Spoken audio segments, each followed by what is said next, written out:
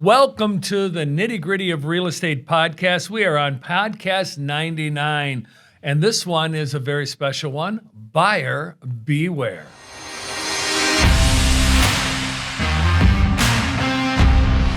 Thanks again for tuning in to the Nitty Gritty of Real Estate podcast. I'm here with Joe Brown. And Joe, I want to talk today about the quote, quote, buyer beware syndrome we're starting to see out there right now. So, Joe, we're now leaving the craziness that we had for the last 2 years, okay? We're not seeing 20 offers on a house. We're not seeing agents recommending to buyers to remove their home inspections, remove their appraisals and that. And that really makes me comfortable. I was really uncomfortable with what was happening because I've been a buyer many times in my life. Yeah. And I didn't always sell real estate.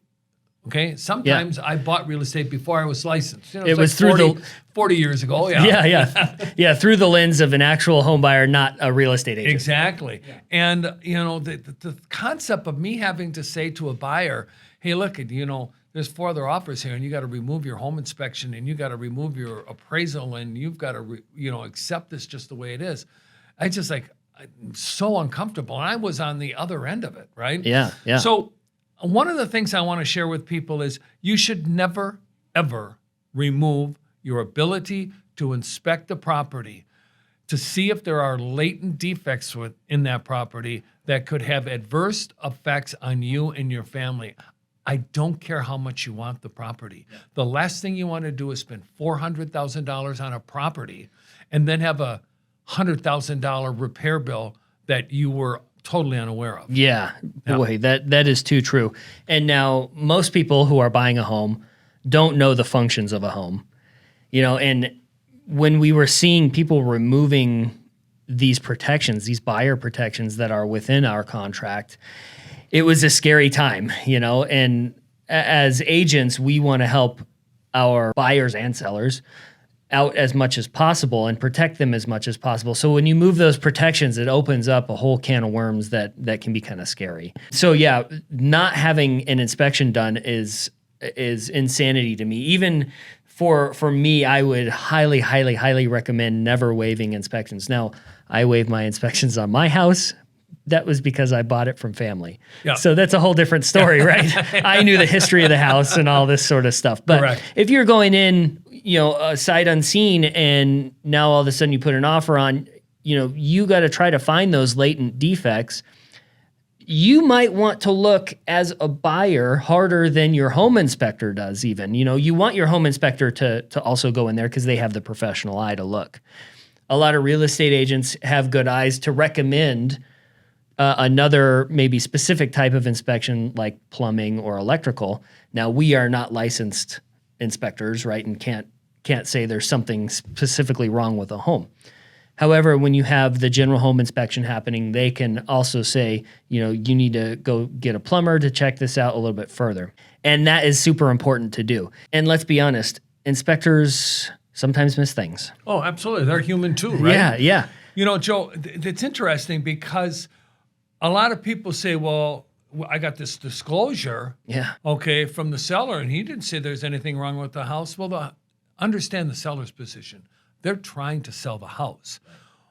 What you might see as a problem with the house, the seller might not see as a problem. Sure. So the seller, if he's working with a licensed agent, the licensed agent is going to say to the seller, Mr. Seller, please be honest. It's easier to discuss these things outside of the courtroom than it is inside of the courtroom. Yeah, right? yeah. Okay? We don't want any arbitration. Yes, we both know that you had a leak. We both know that the roof was repaired. We both know that you fixed the drywall and painted and nobody really could tell. Yeah. That doesn't relieve you, Mr. Seller, from disclosing to the buyer that there was a leak. So you can look at the disclosures as a buyer, but beware that what you think is a defect may not be a defect to the seller. That's why a third-party inspector is needed. Yeah, they're an impartial person to come in and say, look, this is not correct. Yep. And then you can use your agent to hopefully negotiate, this needs to be corrected and addressed. Right.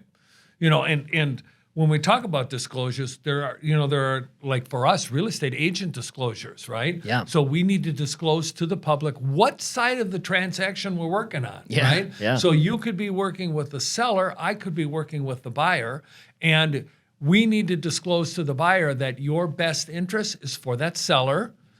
And the seller, Mr. Seller, my best interest is for the buyer. So beware, Mr. Seller, Mr. Buyer, beware. You don't go to Joe for the answers because Joe's going to spin it, Yep. not lie, Yeah. but spin it so that the glass is half full. I'm going to tell you the glass is half empty and we want more water. Yeah, yeah. Right. We call that puffing Yes. in our industry, where we sort of conflate the truth a little bit and What go is into our beautiful favor. to one is not necessarily beautiful to the other, right? Right. But and we're making a little light of this Yeah. because sometimes this can be super stressful Oh, for absolutely. both parties. There's a transaction happening right now with a roof issue that's probably going to end where we have a DFT, which is a deal that fell through. Yep. The seller believes that the roof is fine. The buyer had an inspection and says, no, it's past its useful life. Yeah. Okay. So the buyer, which is not our buyer, okay, which is somebody else's buyer, that they're going to walk away from the deal because they don't feel that the roof is where it should be for what they paid for the house. Sure. The seller feels the roof's not leaking. And they it's just had fine, it done. and just had it done. And by the way, I gave you the house. All sellers believe they give their houses Yeah, away. yeah, yeah. All buyers feel they paid more than they should have. And quite honestly, those are the positions that you need to be. Right. Hey, everyone, we want to interrupt this episode to let you know that we are a Keller Williams Southern Arizona franchise. We are also realtors practicing equal housing. Now let's get you back to the podcast. So be aware, Mr. Buyer, or Mrs. Buyer, that the house you're buying is normally used. There are going to be some defects, but that doesn't mean you have to accept the defects. You Right. can always go look for another house. Exactly right. Yeah. Exactly right. And I think another important side of agent disclosures is new construction. Oh, Right. yes. Right. Because I think there are a lot of new buyers in particular who go in, they meet this really friendly agent who's, yeah, let's get you hooked up on this. We even have some specials, some special rates if you use our lender, things like this. Mm-hmm. Know, though, that those people work for not you. No. They'll give you great customer service, I'm Yes. sure. Yep. However, they work legally for the construction company, for the Correct. builder. Yeah. So be careful when you walk in to not sign your right away to representation. You can always have outside representation to come in and sort of help guide you along that new build process, which is a different process than the resale. Yeah, we've got past podcasts on that too, Yeah. on being represented going into a builder, especially what we just went through. I mean, people were dying to get into a house, and they were basically giving everything away, any rights they had, just to get into a house. Well, thank goodness that's slowing down and we're getting back to what we call a normal market. Yeah. But you're absolutely right, Joe. The agent at the new construction site represents the builder. They don't represent you. They will give you great service. Most of them will give you great service. Yep. But once your name is on that contract, you're on that contract. Yeah. And if you've given your best rights away by signing that contract without doing any negotiations, the blame is really on your shoulders. Right? Yeah, and so get in touch with the real estate agent to help represent you. It doesn't cost you anything. right. The right. builder pays the commission. Yeah. And they encourage realtors to bring their clients into the office. Yes. Because they want to sell houses. Yeah, and sometimes they're offering great incentives for the buyers right now and for the real estate agents. Yeah, Right? yeah, exactly. So the new construction agent, I wanted to also bring up that they are an employee of the builder. Yeah. We work for ourselves. We're independent contractors. So, we have it. Employees sometimes don't necessarily represent their company. Maybe they try, I think, if they're a good employee. Yeah. But we have to represent our company the best that we can, right? Because this is our livelihood. Correct. So we really try to make sure that we are giving beyond 5-star service whereas an employee of a company might just be doing it for the paycheck. Yeah. It's a little different dynamic, I think. Yeah. I'm not here Thursday and Friday, so you have to wait. Yeah. Yeah. I'm off right now. I can't talk to you. Yeah. Yeah. You don't get that from a really good quality independent real estate agent. Exactly. Joe, the buyers that are out there now too, one of the things our state has done to help the buyers so they don't have to fear the buyer beware is we have something called a buyer advisory. And it's I think 11 or 12 page document that has all of these websites that you can go to find out questions like about CCNRs, like about sewer, like about mold, like about disclosures of death within a property, things like that, okay? Crime statistics, all of that kind of stuff. Arizona's a great state for doing that. They're really helping the buyers out. Now, the buyers, though, still need to do their own homework. Right. Go to these sites if it's important to you, all right, and find out if you're uneducated. And then again, ask your real estate agent. A good real estate agent will sit down with you and talk to you about every one of these things that are in this buyer advisory. Yeah, exactly. And there are certain things that we cannot disclose or have been asked by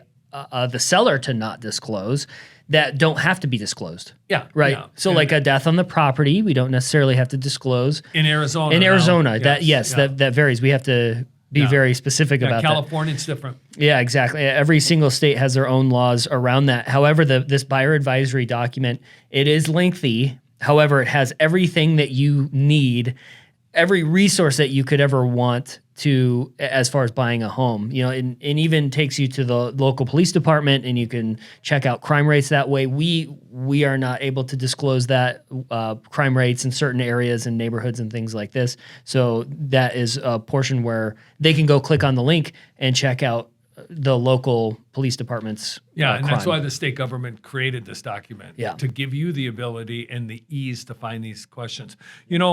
Joe, as we're getting close to the end of this, I want to not miss out on something that, thank goodness, we're seeing less of as the year goes on, and that's pre and post possession. Yeah. Allowing the buyer to come into the house before close leaves the seller at a very litigious arena, or in a very litigious arena, and the same with the buyer.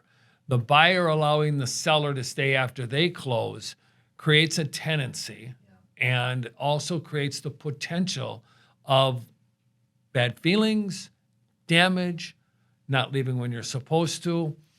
If at all possible, let's stay away from post and pre-occupancy, and let's close on Monday, record, and move in after recordation. I think every single designated broker will agree with that statement because it's their butt on the line there. And that is when most litigious things happen and most exposure happens during pre and post occupancy. Yep. There are times where we have to do it, or where the buyer might be homeless because they sold their home to move into this home and maybe the timelines just didn't quite line up.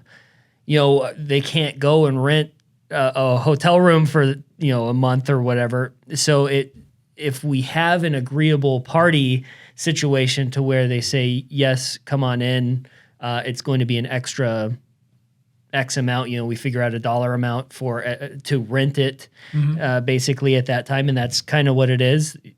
One party is turning into a tenant and landlord. Yeah. So it's just...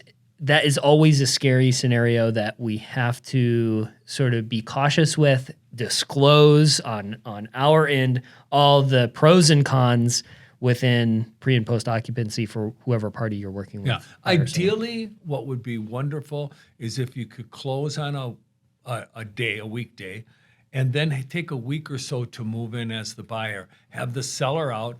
That way you can have it professionally cleaned, painted, carpets removed, or whatever. So you're coming into your new house and everything is all done. Yeah. That's ideally the way to have it happen. And with a great real estate agent, you can have that done. Yeah. Okay? Yeah. Because they'll sit down with you and put together a quote, quote, business plan on how to make this purchase. Yeah. So here's the scenario. Seller allows the buyer to move in before it close. Let's say a week before they close. Now the buyer buys a brand new car, drives it up into into the driveway, starts unloading stuff. What just happened, Tom? Now this whole thing fell apart. What just happened? So we have someone who just messed up. They messed with their credit. Yep. They messed with their debt to income ratio. Yep. So now all of a sudden, the lender says you don't qualify for this. And they're moving their stuff into the house. Well, And they're not the owners. they're not the owners. Yeah. So, we have to be, again, really cautious about this. And that's when a good real estate agent can say, don't buy a car before you close. They'll go through the process with you on where to be cautious and, how to approach this complicated sort of transaction. Yeah. Lots of moving gears, how to approach it the right way. Yep. So buyer beware. Listen to your real estate agent. Make sure you have a competent real estate agent. If you don't live in the Tucson area and you haven't chosen us to represent you, we are in contact with over 5,000 fantastic agents throughout the United States. Feel free to reach out to us. We're more than happy to refer great, competent agents to you. And until next time, have a great day. Thank you for listening and watching the Nitty Gritty of Real Estate podcast here with the Tom J. Krieger team of Keller Williams, Southern Arizona. If you are interested in buying a home, selling a home, or even investing in real estate, we have 5,000 agents across the country that we can connect you to. If you need any free resources, feel free to check out our website at www.thetjkteam.com. We hope you have a great day.